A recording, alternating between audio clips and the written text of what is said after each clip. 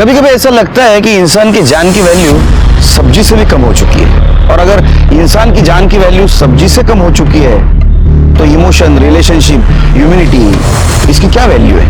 नमस्कार, मैं senior inspector Sunil Kelkar आप सबका स्वागत करता हूं क्राइम पेट्रोल दस्तक के इस भाग में। जनवरी 2018 में मेरी पोस्टिंग पूना के खड़की पुलिस स्टेशन में थी। उस वक्त मेरे पास एक केस आया था।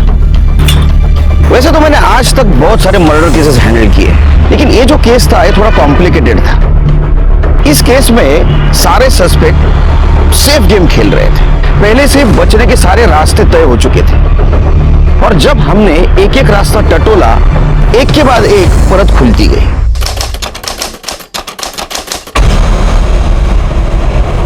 जय माता दी। माता दी। वही इंसान ईश्वर के निकट होता है जिसने अपने इंद्रियों पर, मोह माया पर नियंत्रण पा लिया है। जय माता दी। इच्छापूर्णी माते की, इच्छापूर्णी माते की, इच्छापूर्णी माते की। कोल्ड ड्रिंक लाओ। माता जी प्रणाम।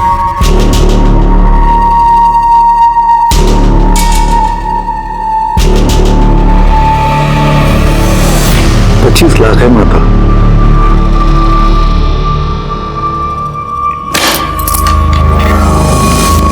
तो क्या इच्छा है तेरी? सिर्फ रखना है या इन्वेस्ट भी करना है? इन्वेस्ट करने माता। इच्छापूर्णी माँ की जय हो।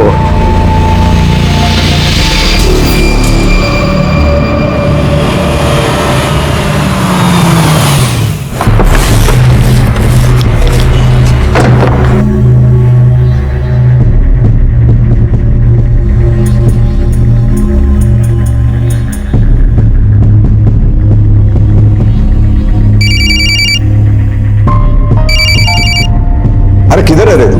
मेरे एड फिल्म का शूट पूरा होने के बाद मॉडल भेजने वाला है क्या? अभी तक एक भी एक्टर नहीं है लुक टेस्ट के लिए। I am sorry sir, I am really sorry sir. मैंने उसी के लिए फोन किया आपको। सर मैं एक ना मॉडल भेज रहा हूँ, आप सर उसका काम देखना सर। कमाल का काम किया, बहुत अच्छी मॉडल है सर, आप देखना उसे एक बार। तो पुराना माल मेरे को चिपका रहा है क्या? तेरे को बोला था ना मेरे को फ्रेश फेस चाहिए। सर फ्रेश फेस तो मिल जाएगा, परफॉर्मेंस का क्या? ठीक है चल भेज।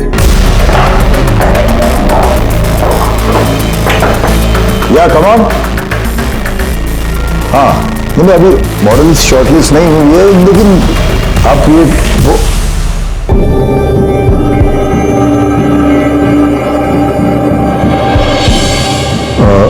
I'll call you later.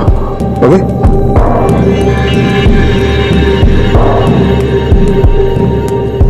Hi, I'm Renal. Nilesh. How are you?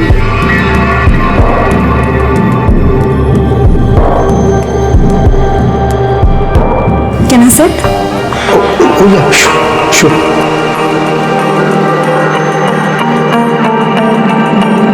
अरे वो राजेश ने बताया नहीं कि वो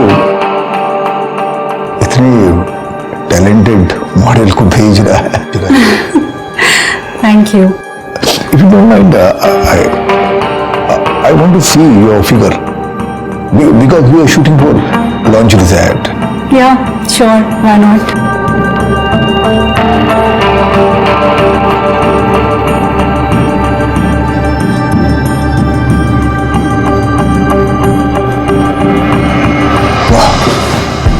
परफेक्ट। मुझे ऐसे ही फिगर चाहिए था। एक्चुअली मुझे एग्जैक्टली अंदाजा नहीं आ रहा था, इसलिए आपको कपड़े उतारने के लिए बोला। I am sorry. That's okay. Work is work. और वैसे भी, if it is related to work, I'm ready for everything. तो एक लुक टेस्ट कर ले। Sure. Why not?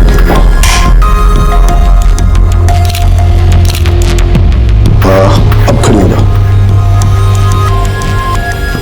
कुछ अलग तस्वीरें लेते हैं। ये थोड़ा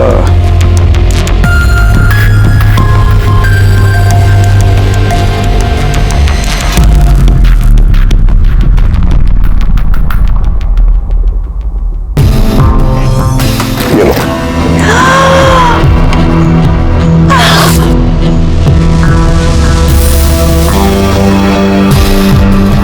Wow, my God, that's my favorite perfume. तुम्हें क्या पसंद है, क्या पसंद नहीं है, सब पता है हमें।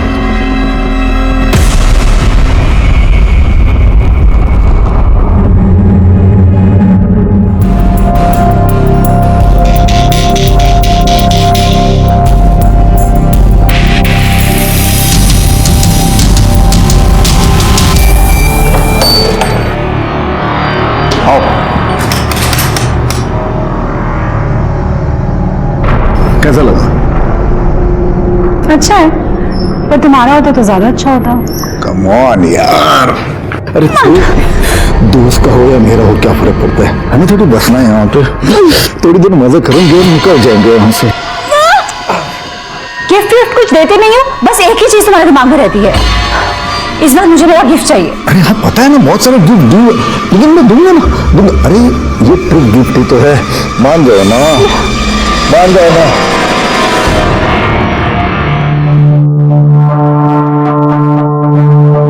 साला बहुत हो गया इस बुढ़ऊ का, फ्री में मजे चाहिए इसे, बस कुछ करो इसका।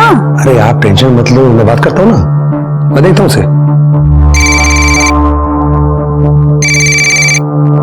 हेलो, अरे ये मृणाल किधर है? सुबह से 50 फोन कर चुका हूँ, एक का भी रिप्लाई नहीं है। अरे भाऊ, वो असल में क्या है कि वो मृणाल जो है ना 3 हफ्ते के लिए अब्रॉड गई है शूटिंग पे, और आप मेरे ख्याल से बिजी होगी तभी आपका फोन उठा नहीं पा रही। क्या अब्रॉड गई हो 3 वीक के लिए? हाँ। अरे मुझे तो कुछ भी नहीं बोला। अब 3 हफ्ते मैं क्या करूंगा यहाँ पे? अरे भाऊ मैं हूं ना, अरे कमाल का माल भेजूंगा, आप जैसा बोलोगे वैसा। नहीं यार, मुझे दिमाग में बैठ गई हो। अरे भाऊ जब मैं मृणाल को भेजा था ना, तब भी आप नहीं बोलते कि नहीं चाहिए नहीं चाहिए। अभी देखो मृणाल के बिना आपका क्या हाल हो गया है। भाऊ मैं क्या कहता हूँ, मैं भेजता हूँ ना, आप एक बार ट्राई तो करके देखो एक बार। चल ठीक है, भेज दे। ठीक है, मैं कल भेजता हूँ। क्या नाम क्या है?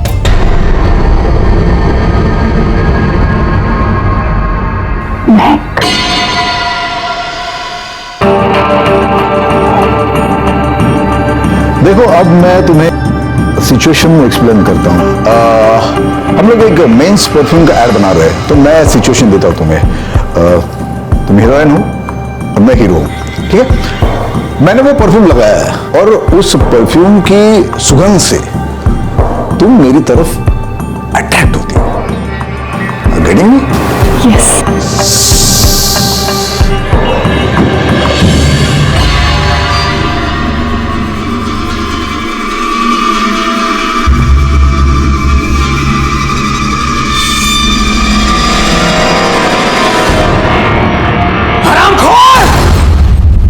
आज मैं तुझे नहीं छोड़ूंगा।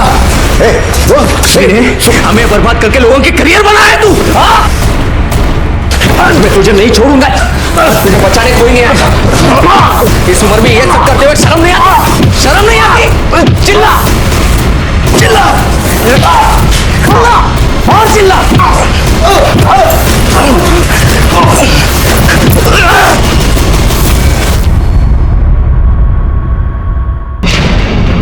किसका झगड़ा हुआ आपके साथ? आप यहाँ कैसे? किसने बोला आपको? अरे हमें फोन आया कि आपका झगड़ा चल रहा है किसी के साथ। नहीं सर, यहाँ पे सब ठीक है। यहाँ पे सब ठीक है, तो फिर ये इतनी सारी चोटें कैसे लग गई हमको? वो यूं है, ऑफिस आते वक्त स्टेयरकेस से गिर गया था ना, गिर गया था मैं, तो चोट लग गई। अब इसकी मैं आपके पास कंप्लेंट क्या करूं? कोई आपको गलत फोन कर दिया होगा, आपको गलत फोन कर दिया होगा। हाँ, सब ठीक है यहाँ पे? देखने से तो लग नहीं रहा कि सब ठीक है, फिर भी लगे कि कोई प्रॉब्लम है, किसी का झगड़ा हुआ है, तो आइएगा कंप्लेंट करने। हाँ आराम कीजिए, चलो।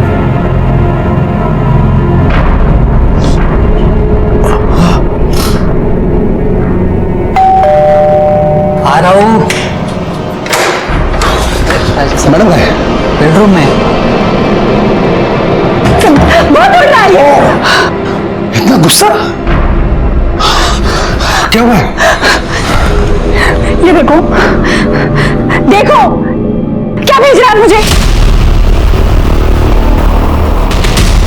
मुझे तो पता भी नहीं चला उसने ये कब रिकॉर्ड किया है, नहीं तो मैं तब के तभी सब कुछ बराबर कर देती।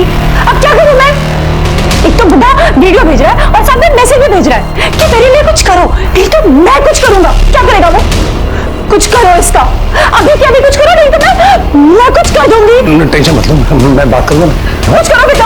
हाँ टेंशन मत लो, टेंशन मत लो। हमें बुढ़ा धमकी दे रहा है, इसकी तो मैं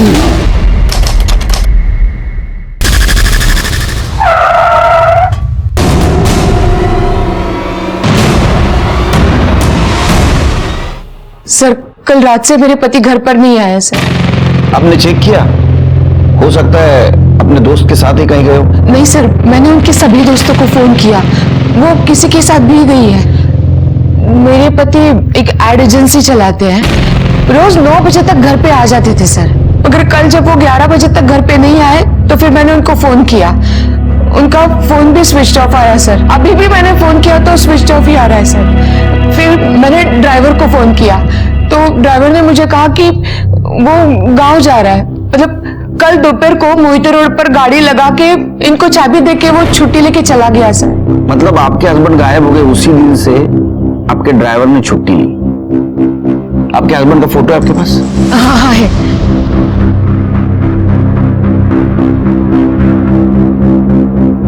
ये तो बिल्कुल क्लियर नहीं है। कोई दूसरा फोटो नहीं है? सर अभी तो नहीं है, मैं घर पे जाके भेज दूं? छिड़के इनके हस्बैंड का नंबर भी ले लो। आपके हस्बैंड का नाम क्या है? नीलेश घाड़गे। आपके फैमिली में कौन कौन रहता है? मेरा बेटा रोहन। क्या उम्र है उसकी? 26 साल। वो क्यों नहीं आया? वो सर उसको कुछ काम था इसके लिए। कमाल है, पिता की मिसिंग कंप्लेंट करने से भी ज्यादा जरूरी काम। ठीक है, अब डिटेल्स बाहर दीजिए। ठीक है, त्यांच्या ड्रायव्हरच्या आणि गाडीचे पण डिटेल्स घ्या। अच्छा क्या मैम?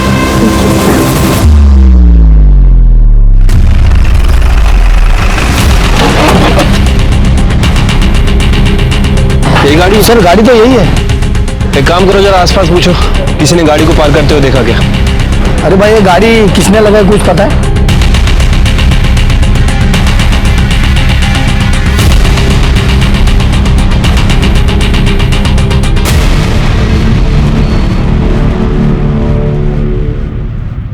ए रघु, अरे क्या चाय बनाई यार, बिल्कुल शक्कर नहीं इसमें, शक्कर डाल। पता है ना तेरे को? और एक रघु क्या कर रहा है? बस कर। अरे दे दे दे। सर ऑलरेडी चाय इतनी मीठी सर। अरे रघु बराबर चाय बना रहा है मेरे। सिरके हम इतने कड़वे लोगों के बीच में रहते हैं ना, कुछ दिन के बाद हम भी वैसे बन जाएंगे, इसलिए मीठे की बहुत जरूरत है। सर ये कोई रीजन नहीं हुआ मीठा पीने का। अच्छा ये नीलेश मिसिंग केस का क्या हुआ? सर वो गाड़ी थी, वो वहीं पे कई दिनों से पार्क थी, लेकिन किसने पार्क की किसी को कुछ पता नहीं चला, और आसपास कोई सीसीटीवी कैमरा भी नहीं था, इसलिए अभी तक हमें भी कुछ पता नहीं चला। वैसे मैंने रत्ना से स्पेयर की लेके उस गाड़ी को फॉरेंसिक के लिए भेज दिया है। ये पब्लिक भी ना सब पुलिस पे डाल देती है। अब इतने दिनों से वहाँ गाड़ी पड़ी है, किसी को कुछ नहीं। कल एक्सीडेंट हो जाएगा, फिर पब्लिक हमारे पास आ जाएगी। नीलेश के ड्राइवर का क्या हुआ? सर वो गाँव गया हुआ था, मैंने फोन कर दिया, वापस आ रहा है। चिरके ये रत्ना है ना, उसका फोन मॉनिटर करो। अगर किडनैपिंग केस है तो उसको रैंसम कॉल जरूर आएगा। ठीक है सर, देख लीजिए। रत्ना ने नीलेश काटके की फोटो भेजी है। सर ये तो वही नीलेश है जिसके साथ ऑफिस में किसी ने मारपीट की थी, और ये उसके खिलाफ कंप्लेंट भी नहीं करना चाहता था। वो है ऑफिस साथी, वो स्टेयरकेस से गिर गया था ना। अब इसकी मैं आपके पास कंप्लेंट क्या करूं? मुझे इस केस में झगड़े का और बदले का एंगल ज्यादा लग रहा है। चलो पता करते हैं, ऐसी क्या वजह थी कि नीलेश ने मार खाने के बाद भी जिसने उसे मारा उसके खिलाफ पुलिस में कंप्लेंट नहीं की।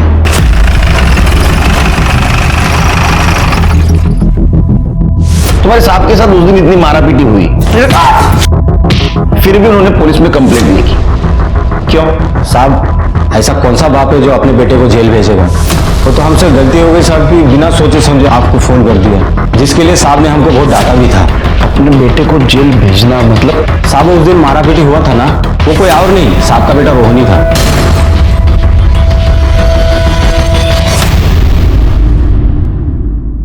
हाँ सर, मारपीट तो की थी, क्योंकि बाबा ने हमें कहीं का नहीं छोड़ा था, जीना मुश्किल कर दिया था हमारा।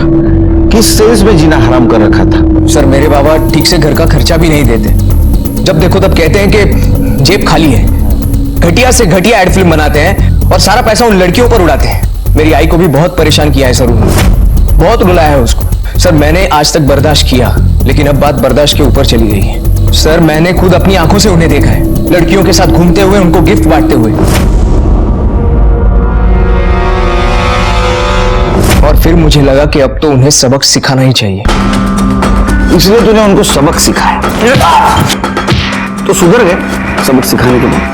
नहीं, फिर तूने सोचा इनको आखिरी सबक सिखा लेते, उनको गायब किया। अब ये बता, वो जिंदा है या मार दिया?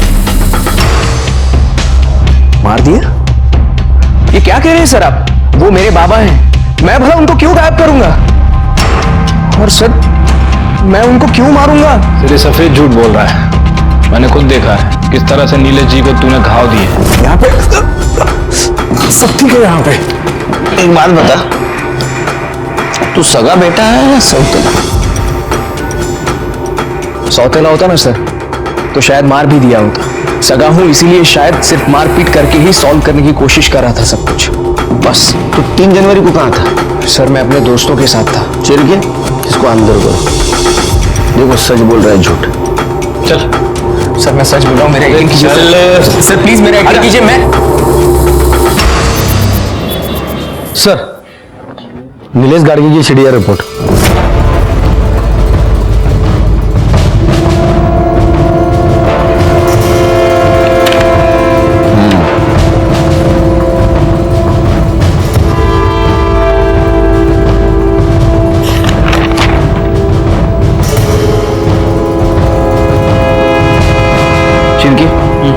ये वो 3 नंबर है जिसमें 3 हफ्तों से लगातार नीलेश टच में था। पता करो किसके नंबर है, और ये भी पता करो जिस दिन नीलेश गायब हुआ उस दिन उसने किसके साथ बात की थी, और उसका मोबाइल लोकेशन में निकलवा। ठीक है सर।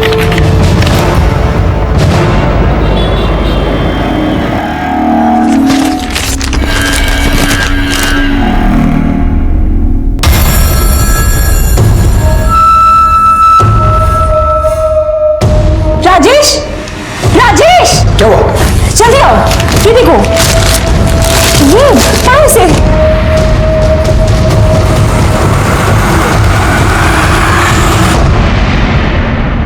हे बघ, मी आधीच टेंशन मध्ये, वो टेंशन में एक चाय एक्स्ट्रा पी ली तो क्या हुआ, और वो भी बिना शक्कर की पी। यार कितना शक करोगी मुझ पे? नहीं चलो बाद में फोन कर दो। नहीं बाद में करता हूँ। हाँ मैं भी चल रहा हूँ। सर ये नीलेश के मोबाइल लोकेशन रिकॉर्ड्स, इनके हिसाब से उसकी लोकेशन 3 जनवरी को शाम को 4 बजे ओल्ड ब्रिज की थी। उसकी गाड़ी मोहिती मार्केट में मिली थी और उसका लास्ट मोबाइल लोकेशन दिखा रहा है ओल्ड ब्रिज। इसका मतलब ऐसा हो सकता है कि वो दूसरी गाड़ी से वहां गया, लेकिन कोई भी गाड़ी से गया होगा तो टोल नाका क्रॉस करके गया होगा। सिर्फ टोल नाके का सीसीटीवी फुटेज मांगा। ठीक है सर। वैसे सर वो मैंने नीलेश के ऑफिस में पूछताछ की थी, वहां पता चला है कि नीलेश का किसी आदमी के साथ झगड़ा हुआ था। उसने नीलेश को काफी धमकाया भी था, और नीलेश के ड्राइवर सहजू ने नीलेश को बचाया था। सर जिसने धमकी दी थी उसका नाम है धीरज साठम, पेशे से ऑर्गेनाइजर है, इवेंट ऑर्गेनाइजर। पुलिस स्टेशन बोला। ठीक है सर नीलेश गाड़ी का ड्राइवर सहजू आया है।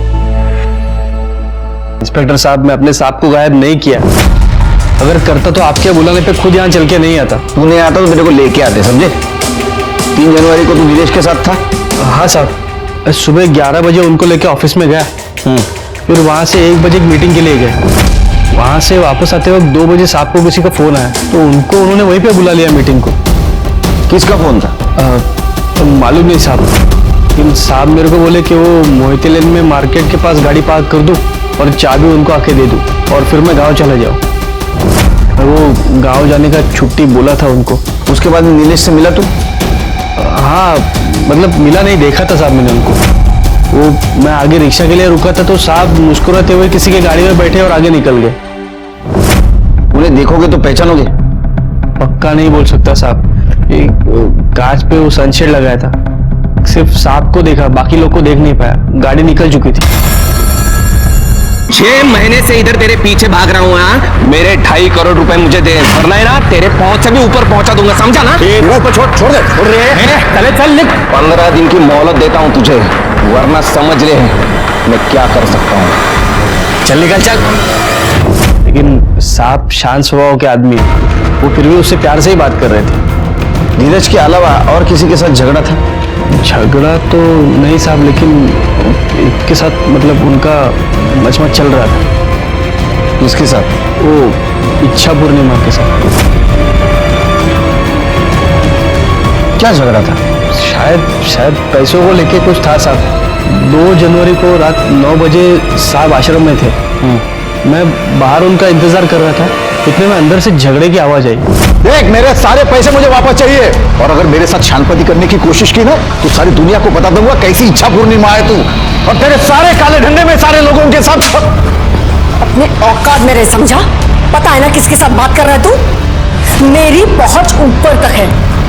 सिर्फ 2 मिनट लगेंगे तुझे खत्म करने के लिए। सुन, इसे यहां से बाहर फेंक दे, और दोबारा आश्रम के आसपास भी दिखा ना तो हाथ पैर तोड़ देना इसके। ले जाओ इसे। ये ठीक नहीं किया तूने। मैं देख लूंगा, मैं सबको देख लूंगा। ठीक है, तुम जा सकते हो, जब तक केस चल रहा है शहर से बाहर नहीं जाने का। हाँ साहब। शिरके, ये नीलेश की गाड़ी हमें मोहिते मार्केट में मिली। उसके मोबाइल का लास्ट लोकेशन ओल्ड ब्रिज था, और ये सेजू के कहने के मुताबिक व्हाइट कलर की है साहब। एक काम करो, मोहिते मार्केट से लेके ओल्ड ब्रिज तक का सारा सीसीटीवी फुटेज निकालो, देखो उसमें गाड़ी मिलती है क्या। ठीक है सर। उससे पहले मेरी इच्छा हो रही है इच्छा पूर्णिमा से मिलने की।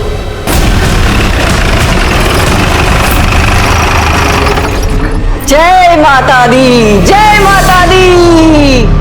माता अपने बालक की हर इच्छा पूरी करती है। बोलो बालक, क्या इच्छा है तुम्हारी? वो तो हम भी पूरी करते हैं, जब कोई हमारे सादे सवालों का जवाब सीधे सीधे नहीं देता। अच्छी बात है, पर आपकी ये इच्छा हम यहां पूरी नहीं कर पाएंगे। नीलेश घाटगे से अपने पैसे लिए थे?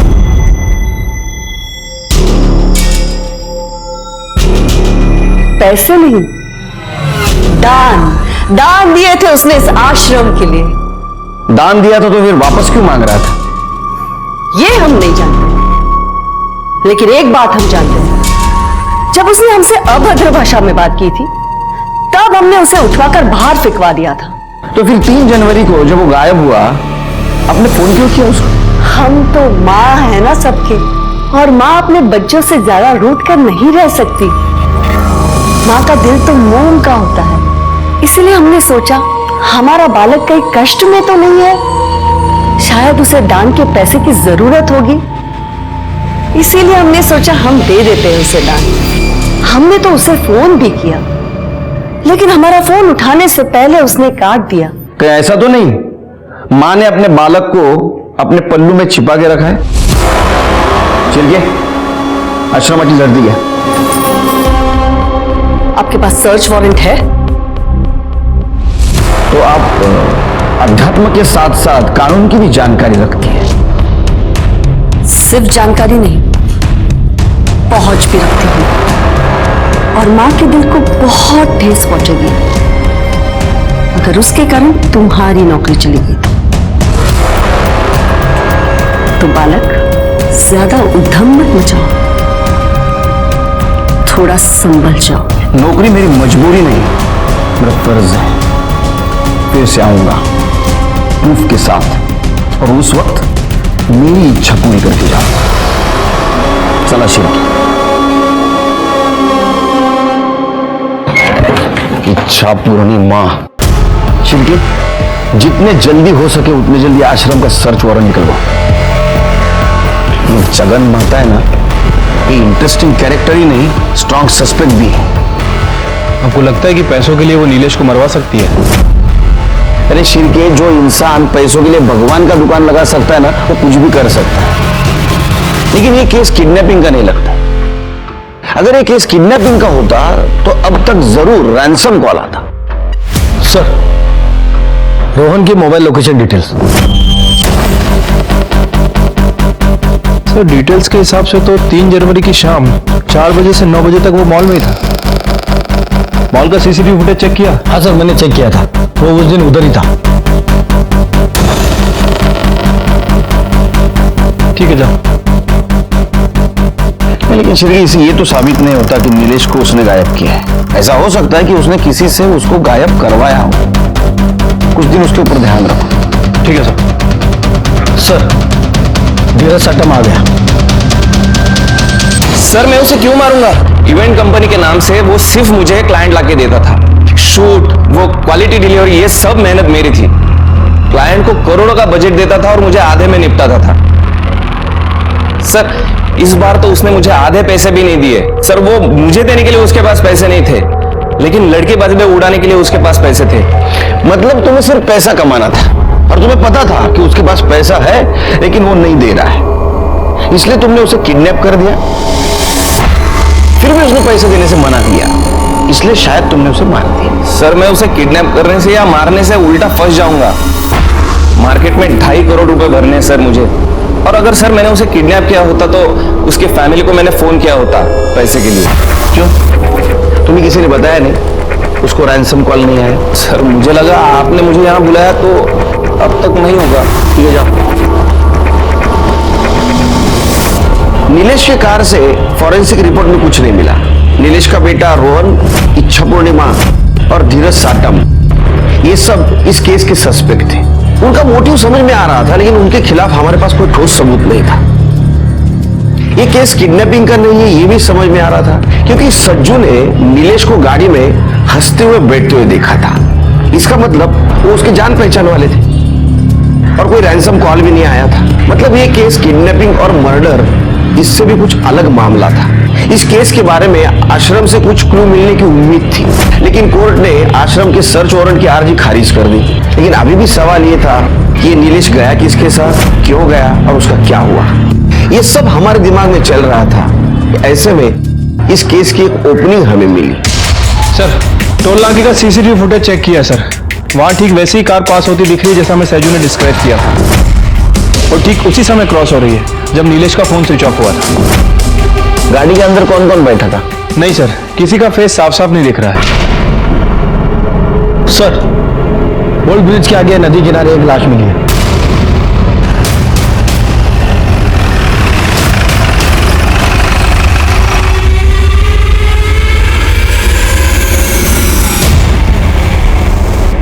बॉडी कई दिनों से पानी में थी सर, इसीलिए पूरी तरह से डिकम्पोज्ड हो चुकी है और मछलियों ने काफी ज्यादा हिस्सा खा भी लिया है।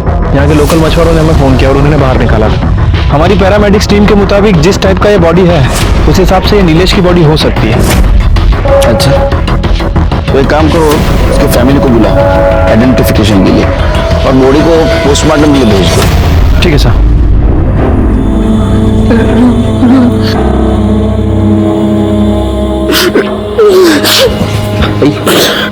आई शांत हो, ये कुछ सामान मिला है।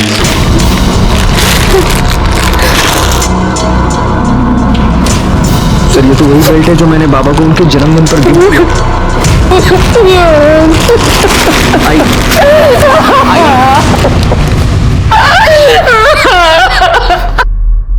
शिरके, ये बेल्ट और चेन की पहचान से ये नहीं साबित होता कि ये बॉडी नीलेश की है। तो बॉडी का और रोहन का डीएनए मैच करा। ठीक है सर। सर नीलेश के कॉल रिकॉर्ड में जो 3 नंबर मिले थे उनमें से 1 नंबर धीरज का है, बाकी के 2 नंबर किसी राजेश पाटिल और रति शिंदे के नाम रजिस्टर्ड है। इन दोनों के साथ नीलेश लगातार टच में था, लेकिन रति शिंदे के साथ पिछले 1 महीने से उसका कम्युनिकेशन बंद है और राजेश पाटिल के साथ 3 जनवरी को उसने आखिरी बार बात की थी। दोनों को पुलिस स्टेशन बुला। सर मैंने दोनों का फोन ट्राई किया, लेकिन दोनों का ही फोन बंद है 3 जनवरी के बाद। कितने तारीख से? 3 तारीख से। 3 जनवरी? जी सर। मतलब जिस दिन नीलेश गायब हुआ? हाँ सर। एक और इंटरेस्टिंग बात, नीलेश का फोन बंद होने से पहले उसके फोन पर किसी यास्मीन का कॉल आया था। ये यास्मीन यही नया नगर में ब्यूटी पार्लर चलाती है। और ये राजेश पाटिल और रति? सर ये राजेश सतारा का रहने वाला है और रति संगमवाड़ी में रहती है। तुम एक काम करो शिरके, तुम यास्मीन के पार्लर जाओ, मैं रति से जाके मिलता हूँ। तुम्हारी रति मैडम है क्या घर में? रति मैडम? जी आप मृणाल मैडम की बात कर रहे हैं? मृणाल? जी रति मैडम ही मृणाल मैडम है। उन्होंने वो मॉडलिंग के चक्कर में अपना नाम मृणाल कर दिया है। कि घर में? जी अभी तो वो घर में नहीं है, 5 दिन पहले ही निकल चुके हैं यहाँ से। बोल के गई थी कि किसी शूटिंग पे जा रही हूँ। अकेली गई? नहीं साहब, वो राजेश पाटिल साहब भी थे ना साथ में। राजेश पाटिल? वो भी मॉडलिंग करते? नहीं साहब, वो तो पिछले कुछ दिनों से यही रहते हैं मैडम के साथ। रिलेटिव है? नहीं साहब, दरअसल बात यह है कि वो कुछ अलग टाइप के फ्रेंड है। राजेश साहब का अपना भी काम धाम चलता है, वो नेता वेता लोग के साथ भी, और मैडम का पूरा काम वही देखते हैं।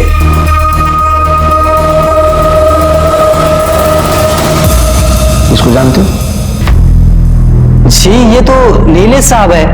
नवंबर महीने में तो ये बहुत आना जाना करते थे मैडम के पास, पर पता नहीं क्या हुआ, दिसंबर में आना ही बंद कर दिया उन्होंने।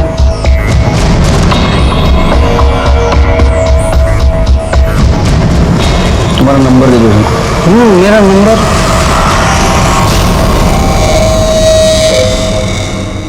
हाँ, मैं नीलेश जी को जानती हूँ।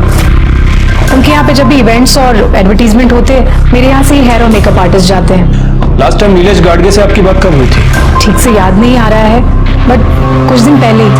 अब आप ये सब क्यों पूछ रहे हैं? हमें शक है कि उसका मर्डर हो चुका है। क्या? मर्डर? कैसे? I mean, ऐसे कैसे हो सकता है? ऐसा हुआ है। नीलेश के मर्डर के पहले उसकी लास्ट कॉल आपको हुई थी। मेरे साथ बात की थी? नहीं। आपको याद नहीं आ रहा है क्या? मेरे साथ कैसे? नहीं, आपके फोन रिकॉर्ड तो यही कह रहे हैं। हाँ, वो मंडे बात हुई थी मेरी उनके साथ। नहीं, ट्यूसडे को। खैर, जाने दीजिए। ये बताइए कि नीलेश गाडगे के साथ ऐसा कौन कर सकता है? कोई दुश्मन, कोई दोस्त, किसी पर शक है आपको? देखिए सर, मेरा उनके साथ प्रोफेशनल रिलेशन था।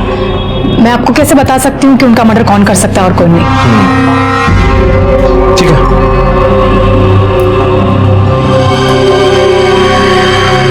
अच्छा, यास्मीन ने कुछ बताया? हाँ सर, ये यास्मीन कह रही है कि इसके साथ नीलेश का प्रोफेशनल रिलेशन था। वैसे काफी ओवर एक्टिंग कर रही है सर ये। अच्छा, ध्यान रखो उस पर। ठीक है सर। रोहन के डीएनए टेस्ट से पता चला कि वो बॉडी नीलेश की ही थी, और पीएम रिपोर्ट से ये पता चला कि नीलेश का मर्डर गला दबाने से हुआ है, और वो भी 3 जनवरी को शाम 4 से 6 बजे के बीच में। यानी ऐसा हो सकता है कि उसको ओल्ड ब्रिज पे मारा गया, लेकिन सवाल ये अभी भी था कि क्यों और किस लिए। ऐसे में हमें और एक इंफॉर्मेशन मिली कि राजेश के क्रेडिट कार्ड से गोवा के लिए 2 फ्लाइट की टिकट बुक की गई है, राजेश पाटिल और रतीश शिंदे के नाम से। हमने तुरंत गोवा पुलिस को इन्फॉर्म कर दिया और उन्हें कहा कि जैसे ये दिखाई दे हमें इन्फॉर्म कर दे। अरे यार, मुझे किसी को अर्जेंट कॉल करना है। इतने दिनों से यहाँ कुआं में ही पड़े हुए। दो, मुझे ऑन करने दो। मैडम, आपका ये अर्जेंट कॉल हमें फंसा देगा। मैं आपके हाथ जोड़ता हूँ, 2-4 दिन शांत रहिए। आपके लिए मैं कितना कुछ कर रहा हूँ और आप ब्लडी हेल। सर, ये राजेश पाटिल का कॉल रिकॉर्ड है। इनके हिसाब से उसने आखिरी बार बात किसी चंदू मोरे से की थी। ये चंदू मोरे एक्स मिलिट्री मैन है सर, और 3 जनवरी को इन दोनों के बीच 1-2 नहीं बल्कि 15 से 20 कॉल एक्सचेंज हुई थी।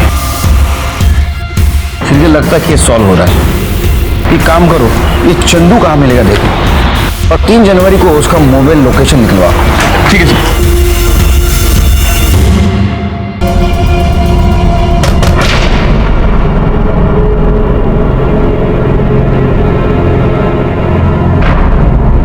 पेपर का पेमेंट लेने आया हूं। कितना हुआ? अरे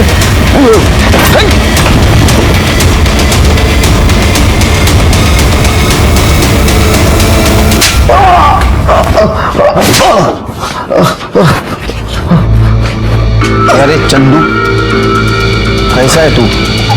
हाँ, चल सच सच बता। अभी ये हमारा शिरके है ना, बहुत मारता है। बता। साहब, मी तुम्हाला आधीच सांगितलंय साहेब, मैंने कुछ नहीं किया। और 3 जनवरी को मैं पुणे में भी नहीं था। तू पुणे में नहीं था? नहीं, तेरा मोबाइल घूम रहा था पुणे में। हाँ, कैसे? पहले खड़की मार्केट गया, बाद में ओल्ड ब्रिज गया। तेरा देखो, ये देख तेरे मोबाइल डिटेल्स।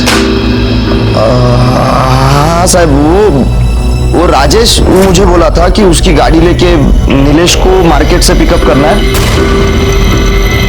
और उसे वो ओल्ड ब्रिज के पास छोड़ना है। गाड़ी में कौन कौन था? धीरज था। धीरज साठम? हाँ। वो तो एक नाम हुआ। और वो धीरज का असिस्टेंट था महेश, और एक लड़की थी जीनत।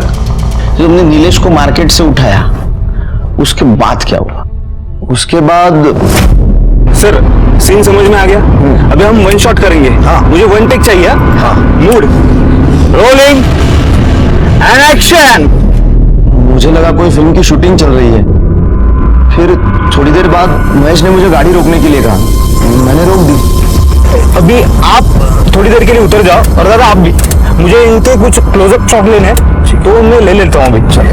फिर मैं और जीनत गाड़ी के बाहर पास में ही खड़े थे। वो तीनों ही अंदर थे साहब। मैं जीनत को ही देख रहा था।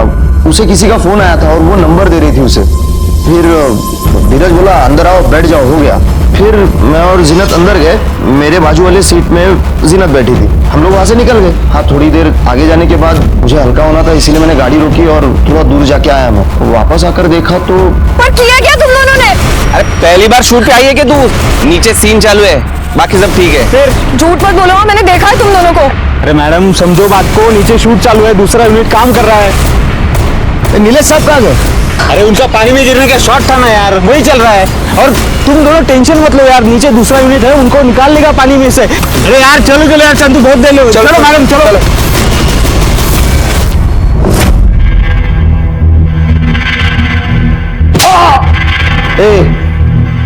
वो धीरज की और नीलेश की दुश्मनी थी। अगर धीरज गाड़ी में रहता तो नीलेश कैसा बैठता? हाँ साहब, मैंने इतना दिमाग नहीं लगाया। अब मुझे राजेश ने जितना बोला उतना मैंने किया। उसने जिसको जहां छोड़ने बोला था वहां छोड़ा मैंने। फिर मुझे न्यूज पे पता चला नीलेश की बॉडी मिली थी नदी के पास। फिर मैं डर गया कि कहीं मैं फंस ना जाऊं। मैं भी तो था ना गाड़ी में, इसीलिए मैं शिल्पा को लेके चिपके बैठा था। महेश की डिटेल्स दे। जी, मेरे पास उनके बारे में कोई जानकारी नहीं है। हम तभी मिले थे ना कुछ देर के लिए। फिर उनको रोड पे छोड़ा और उसके बाद हम चले गए। चल, जीनत का मोबाइल नंबर। जीनत का नंबर नहीं, मुझे याद नहीं आ रहा।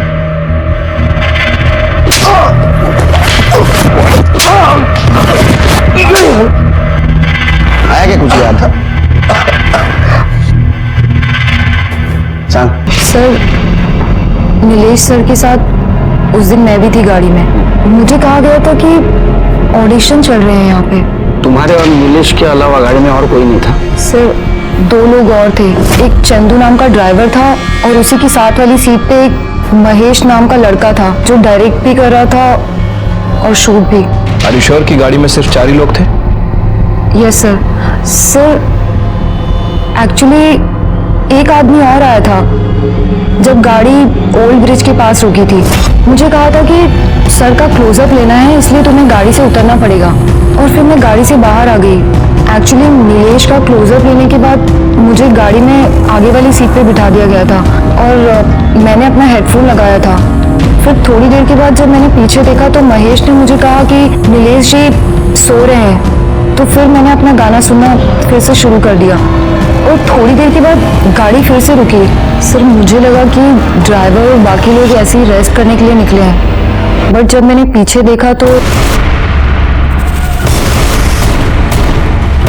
ये क्या कर रहे हो तुम लोग? अरे कुछ नहीं, रिलैक्स रिलैक्स रिलैक्स, कुछ नहीं हो रहा है। नीचे सीन चालू है, बाकी कुछ नहीं। अरे रिलैक्स, कुछ नहीं है। शूटिंग है, शूटिंग है। झूठ मत बोलो। दूसरा यूनिट है वहां पे, वो उठाएंगे उसको। अरे मैडम, आप इतना परेशान क्यों हो रही हो? आप चलो। सर, जब हम पुणे पहुंचे तो मुझे उन्होंने 1 लाख का कैश दिया और कहा कि नीलेश जी ने एडवांस दिया है और बाकी पैसे कॉन्ट्रैक्ट साइन करने के बाद मिलेंगे। सर, कुछ दिनों के बाद जब मैंने न्यूज में देखा तो मुझे पता चला कि नीलेश जी का मर्डर हो चुका है और उनकी डेड बॉडी पास वाले ओल्ड ब्रिज के नदी से मिली है। ये काम तुम्हें किसने दिलवाया था? क्या नीलेश ने डायरेक्ट बुलवाया था? सर, नीलेश जी को तो मैं जानती भी नहीं थी। मैं तो यास्मीन जी के थ्रू गई थी। यास्मीन, जो वो नया नगर में पार्लर चलाती है वो? सर, मैं लड़कियां सप्लाई करती हूँ, अपने पार्लर को ऑफिस की तरह यूज करती। नीलेश और राजेश के यहाँ नई लड़कियां भेजती थी। सर, मुझे बिल्कुल भी आइडिया नहीं था कि वो लोग नीलेश का मर्डर करने वाले हैं। रति, मतलब मृणाल शिंदे को जानती हैं? यस सर, वो भी मॉडलिंग के नाम पर एस्कॉर्ट का धंधा करती है। ठीक है, क्यों मैन? चलो सर, ये चंदू के कॉल रिकॉर्ड्स। सर, नीलेश के गायब होने के बाद चंदू एक नंबर पे बात कर रहा था। जब उस नंबर के बारे में डिटेल्स निकाली तो पता चला वो नंबर गोवा में है। लेकिन सर, हैरानी की बात यह है कि वो नंबर मृणाल के नौकर का था और नौकर इस वक्त पुणे में है। चंदू एक ही नंबर से बात कर रहा था।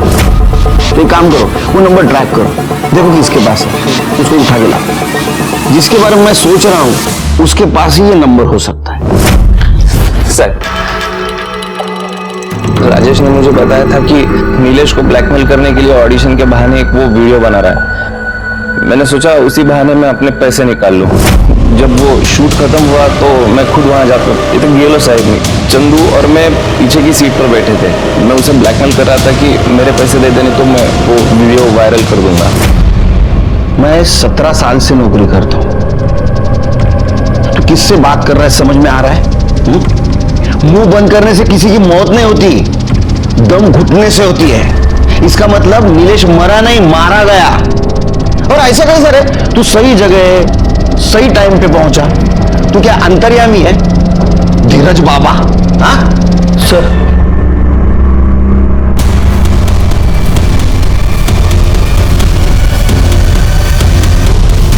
इतनी जल्दी क्या राजेश जी? सर मैंने नहीं मारा सर, मैंने नीलेश को नहीं मारा सर। सर मैं सिर्फ वीडियो बनाना चाहता था ताकि वो जो मृणाल को परेशान कर रहा है वो परेशान ना करे। वो मृणाल को क्यों परेशान कर रहा था? सर ये नीलेश जो है ना, ये एड एजेंसी का बहाना करके लड़कियां बुलाया करता था। तो सर मैं लड़कियां सप्लाई करता था। मृणाल को भी मैंने ही भेजा था, लेकिन सर नीलेश ने ना मृणाल के साथ सेक्स करके उसका वीडियो बना के उसको ब्लैकमेल करना शुरू कर दिया था। प्रूव करना? तू सिर्फ मेरे साथ है और मेरे साथ ही रहेगी। और अगर तू प्रूव नहीं कर पाई ना, तो मैं प्रूव कर दूंगा कि तू असल में है क्या। और सर मैं उसका वीडियो बना के मैं उसको परेशान करना चाहता था ताकि वो मृणाल को परेशान करना बंद कर दे सर। बस सर इतना ही है। तू पक्का सोशल वर्क नहीं कर रहा था, क्योंकि तू भी मृणाल के लिए लाइन में खड़ा था और इतना डेस्परेट हो गया कि तूने नीलेश को मरवा दिया। नहीं सर, मैंने किसी को नहीं मरवाया सर। तू एक बात बता, तेरे गाड़ी में मर्डर हुआ फिर भी तेरे को पता नहीं और तूने कुछ किया नहीं, तो भागा क्यों? सर, मैं कहीं नहीं भागी और ना ही मैंने कुछ किया है। ये राजेश क्या कर रहा है, कहाँ है, मुझे कुछ नहीं मालूम। बहुत इनोसेंट है। मुझे राजेश ने कहा चलो कहीं जाके छिप जाते हैं, अब चली गई। हाँ सर, मुझे कुछ नहीं मालूम। लेकिन फिर भी आपको यहाँ रहना पड़ेगा। इस केस में एक नहीं, वो सारे एंगल छिपे थे। जलन, जेलसी, बदला, धोखा, लालच। नीलेश के अय्याश बिहेवियर ने उसको गुनाह की दस्तक जरूर दी थी। उसने उसे सुना लेकिन उसे बढ़ावा दिया और इसका नतीजा ये हुआ कि उसको अपनी जान देनी पड़ी। धीरज, महेश, राजेश, चंदू ये एक दूसरे पर इल्जाम लगा रहे थे, लेकिन सर्कमस्टेंशियल एविडेंस के आधार पर कोर्ट में बार बार बयान बदलने के कारण कोर्ट ने उन्हें नीलेश मर्डर केस में सजा सुनाई। सबूतों के अभाव पर मृणाल का नीलेश मर्डर केस में डायरेक्ट संबंध प्रूव नहीं हुआ, लेकिन नीलेश मर्डर केस के बारे में उसे पता था लेकिन उसने पुलिस को इन्फॉर्म नहीं किया, इसके वजह से उसे सजा मिली।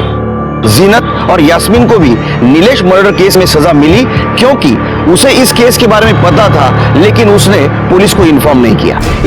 हमारे आज के एपिसोड की दूसरी कहानी। एक कहावत है, इंसान गलतियों का पुतला होता है, और सही भी बात है, गलतियां इंसान ही करते हैं। लेकिन कुछ लोग हैं जो इन गलतियों से सीख लेते हैं और कुछ लोग हैं जो इन गलतियों पर पर्दा डालते हैं, और नतीजा जब ये गलतियां पलटवार करती हैं तो सब कुछ तहस नहस कर देती हैं। नमस्कार, मैं senior inspector Himanshu Rawat, crime petrol Dastak में आपका स्वागत करता हूं। दिल्ली का एक बहुत ही पेचीदा केस मेरे पास आया था जो अभी याद है मुझे। गलतियों का यह सफर कहां से शुरू हुआ और कहां खत्म हुआ और कितनी अनजान गलियों से गुजरा, ये देखकर आप भी हैरान हो जाएंगे। अरे अंधे नहीं है हम। 7 कनस्तर तेल सिर्फ 2 हफ्ते में तुम तेल में समोसे तल रही हो, तेल पी रहे हो। खपत तेल इस्तेमाल हो रहा है और जितनी खपत होगी उतनी खपत के बारे में हमको ना समझाओ। तुम 30 साल से रेस्टोरेंट चला रहे हैं हम। तुम यहाँ निक्कर में घुमा करते थे ना, तब से चला रहे और मुनाफा कमा रहे हैं। जब से तुमने और तुम्हारे बहन ने काम करना शुरू किया है ना, माल की खपत ज्यादा हो गई पर धंधा वहीं के वहीं है। कहां है तुम्हारी बहन? घर चली गई जल्दी। सेठ जी रसीद पर साइन चाहिए। ला मैं कर देता हूँ। तू क्यों करेगा? हम मालिक है ना, तो हम साइन करेंगे। अपने दिमाग को ज्यादा मत दौड़ाओ। ये इसकी का बेटा है कि सौतेला है? उनका ये बुढ़ा अंगार साहब, तीली लगती है गरम। 30,000 रुपए महीना सैलरी देते इनको, जबकि इनकी हैसियत सिर्फ 3,000 रुपए की है। हो गया? और सुनो, तेल मंगा लेना मंडी से, इन्होंने सारा तेल खत्म कर दिया है। अरे विशाल, वो ऑरेंज का नया टैब है ना, क्या फीचर्स यार उसके। अच्छा ये बता, तू वीकेंड्स में कहा था? तुझे फोन कर करके ना मेरी उंगली घिस गई। किसी को पटा लिया है क्या? कुछ भी यार। सुन ना, अब तू एक काम करना, तो चल मैं आता हूँ। चल बाय बाय।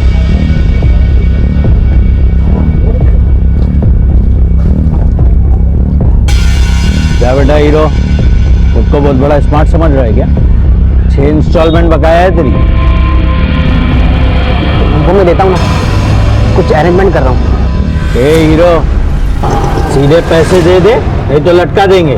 भैया जी ने तो बोल दिया तुझे उठाने को।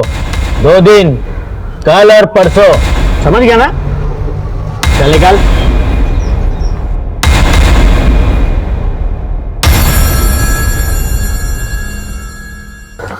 दद्दू, मुझे आपसे कुछ बात करनी है। 1 मिनट, वो हो जाएगा, मैं कर दूंगा। जाओ, बोल। दद्दू, मुझे कुछ पैसे चाहिए। पैसे? लो ना, ये लो, ये लो। दद्दू, एक्चुअली स्कूल में साइंस का प्रोजेक्ट है। अरे वाह, लंदन का। तो उसमें टीचर ने 2 लाख रुपए मांगे हैं। 2 लाख रुपया? इतना पैसे तो है नहीं मेरे पास। तो तुम एक काम करो, ये और 500 रुपए रखना। जा पिक्चर देख के। अरे जाओ तो फिर, तो पिक्चर तो देख के आओ। जा जा।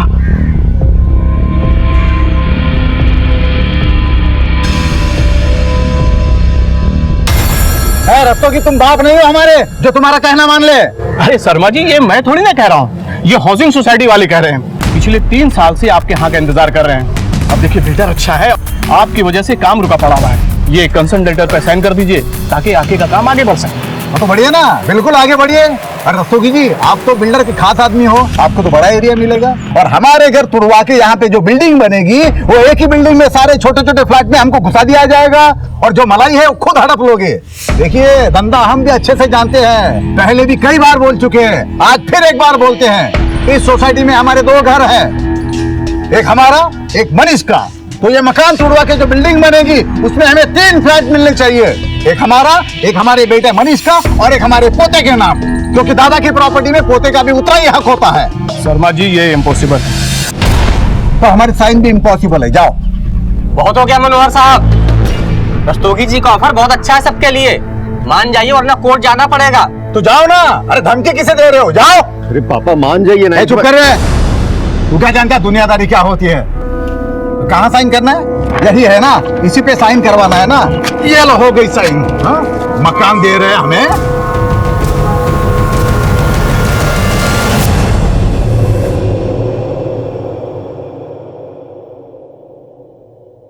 कैसा लगा घर? शानदार। देखा ना? हाँ। और रेस्टोरेंट तो तुमने देखा ही होगा ना? हाँ, रेस्टोरेंट दिखा दिया होगा, अब घर भी दिखाने लाए हो। अच्छा है। पापा, ये विकास है, मैंने बताया था ना आपको। हाँ, तो तुम शादी करना चाहते हो इससे? जी। उम्र क्या है तुम्हारी? 26। और इसने कितनी बताई अपनी? 27 बताइए पापा। 34 की है ये, तुमसे 8 साल बड़ी है। करते क्या हो?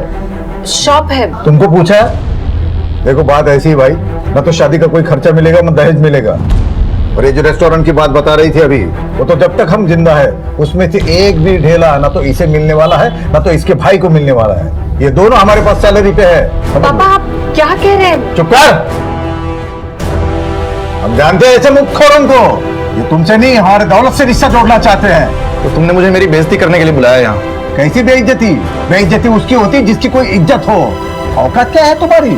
निकलो यहाँ से, निकलो। विकास, विकास सुनो ना। विकास, विकास। पापा नहीं, दुश्मन है आप।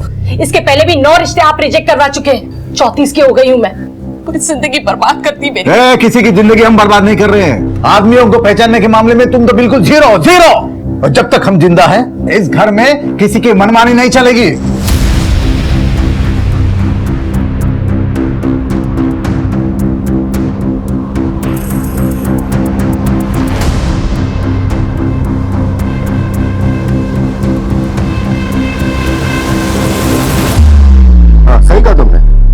अब कोई रास्ता बचा ही नहीं है। नहीं क्या करें, मजबूरी है। नहीं तुम वही करो जो तुम कह रहे थे। हाँ ठीक है।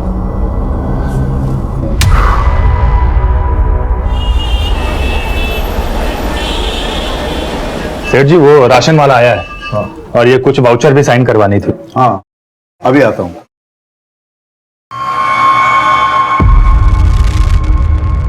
शुभम। जी सेठ जी। चलो। हाँ ये लीजिए।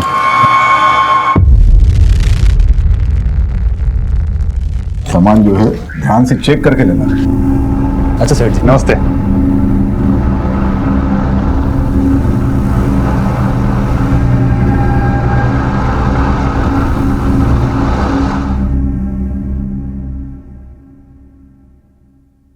₹1000 चाहिए था हमें। 1000 रुपए किस लिए? पिछले हफ्ते तुमने 2000 रुपए लिए थे। अब देते हैं कि हम जाएं, कल से आएंगे नहीं। और फिर पता है ना उसके बाद क्या होगा, ना सुनने की आदत नहीं है। कोई पैसा नहीं मिलेगा, तुमको जो करना है करो, जाओ। ठीक है अब देखिए हम क्या करते हैं। अरे ये क्या कर रहे हैं आप? दो ना उसे पैसे। यहाँ अरे क्या छोटी छोटी बातों में नाराज हो जाती है। पैसे 1000 रुपये चाहिए ना, ये लो तुम्हारे 1000 रुपये। रोटी और भाजी हमने बना दी है, बर्तन हम कल धोएंगे। और हाँ रविवार को हम नहीं आ रहे।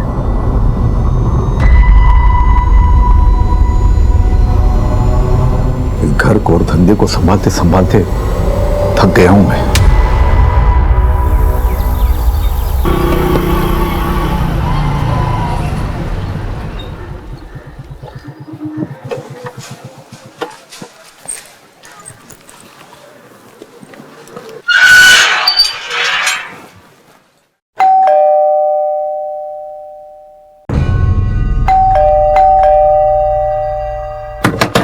सेठ जी दरवाजा खोलिए। सेठ जी